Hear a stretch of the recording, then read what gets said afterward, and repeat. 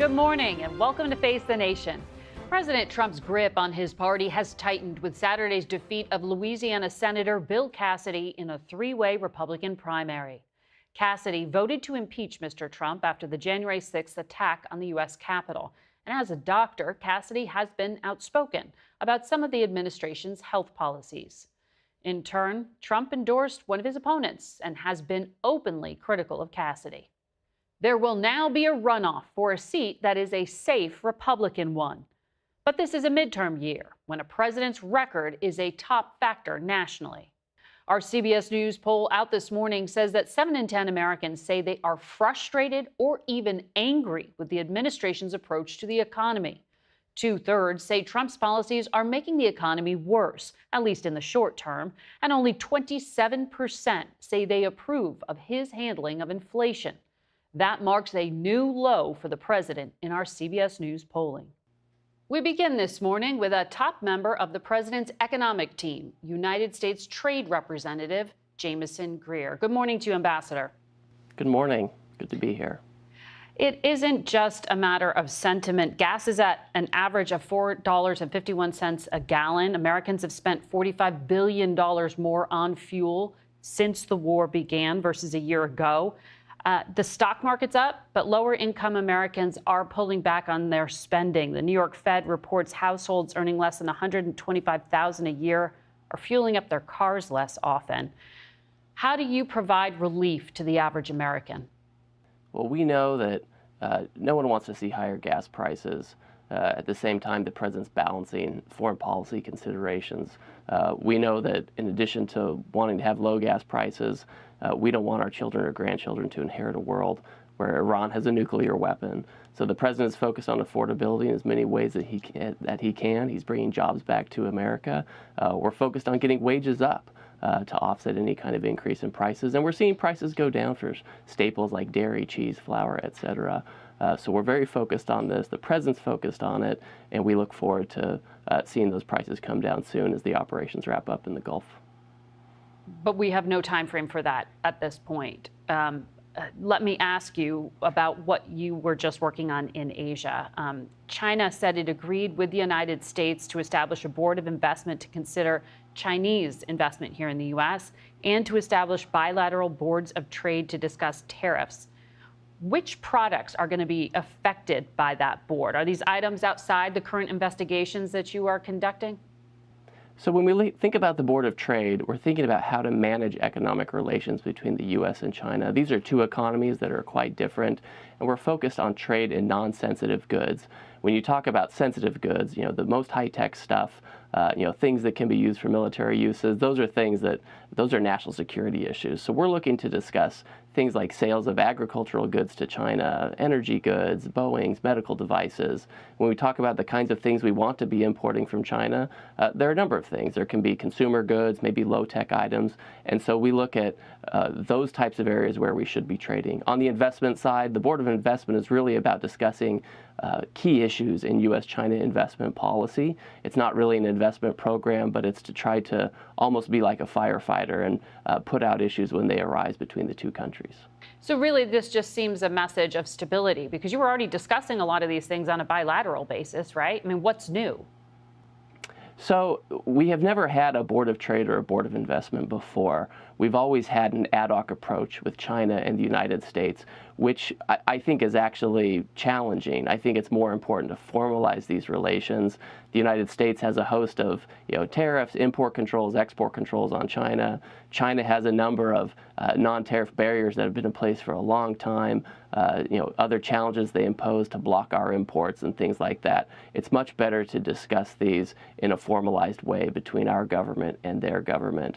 In addition to this, we saw China over the past couple of days reduce a host of non-tariff barriers on agricultural products such as beef and poultry, et cetera. And so we've seen them already starting to do things to facilitate imports from the United States. Well, I'll come back to some of those in a moment, but I want to ask you about tariffs. The president said to reporters he did not discuss tariffs with Xi Jinping at all. Are we in an indefinite trade truce, or are you looking at bringing that tariff rate back to where it was before the Supreme Court ruling? Well, the Chinese know, and that's part of our deal, that the United States can elevate tariffs to the higher level that we had at the time of what we call the Busan deal in October, when President Xi and President Trump met. Following the Supreme Court case in February, about 10 percentage points were knocked off the tariff rate for China. We believe under our deal that we are able to elevate that again. The president is exploring different tools that he has. I don't want to prejudge a lot of the investigations that are happening. The Chinese know, just like many other countries we're dealing with, that we're going to have a certain level of tariff to control our imports, but that we also expect market opening. Okay, but the last time you were here after that Supreme Court decision, you said that when some of these tariffs expire in July, that you would expect to roll out new tariffs after the end of these investigations under Authority 301. So are you saying now that you no longer expect tariffs to come into place after July? Well, I think I was careful to tell you because my general counsel always tells me to say this. I can't prejudge the outcomes of those investigations. Those investigations, if they find tariff barriers or unfair trading practices, they can authorize the president to take actions like tariffs, like fees on services, like quotas, things like that. Yeah. So we'll certainly be presenting the president with those options if those investigations show what we think they might show, which is that there's a huge problem with overcapacity in China and other countries. So we'll get back to you on the findings in those investigations when they conclude. Okay.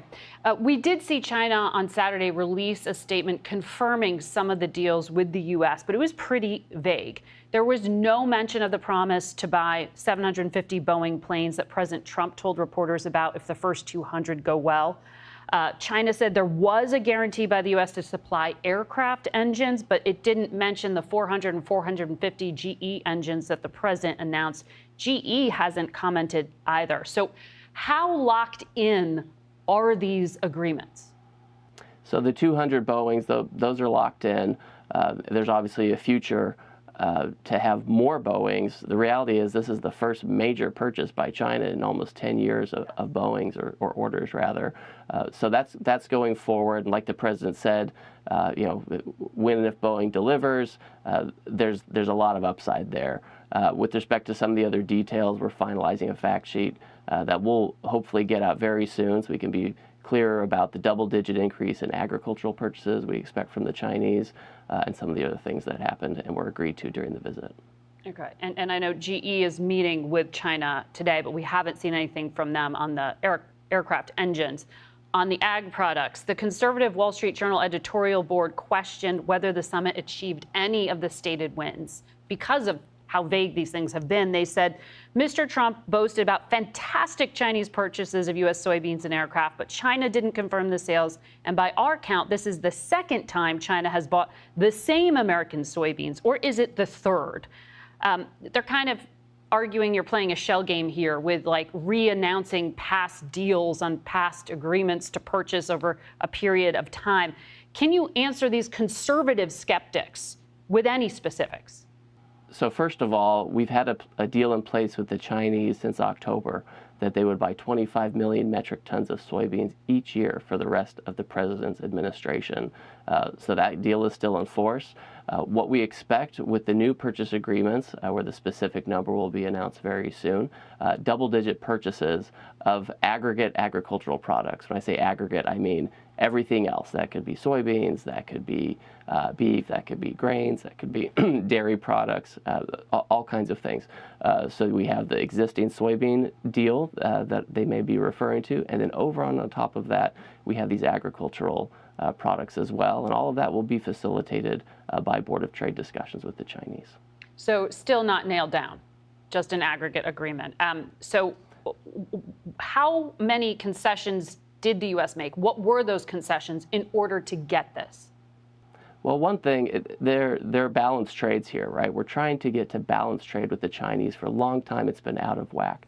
So when you see something like what the Chinese said, which I can confirm, about a sale of Boeings accompanied by a sale of aircraft and auto parts and aircraft parts, and those kinds of things. The Chinese want to make sure that they have regular access to these kind of spare items so that they can continue to fly their fleets. So that's something we want to do.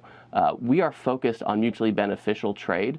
So when you're talking about that kind of thing, what we should be exporting, what we should be importing, becomes less a question of concessions and more a question of what's mutually beneficial for both of us. That's why we're so focused on non-sensitive trade, because that doesn't require concessions. That's about working together, talking about what they need, what we want to sell, what we need from them.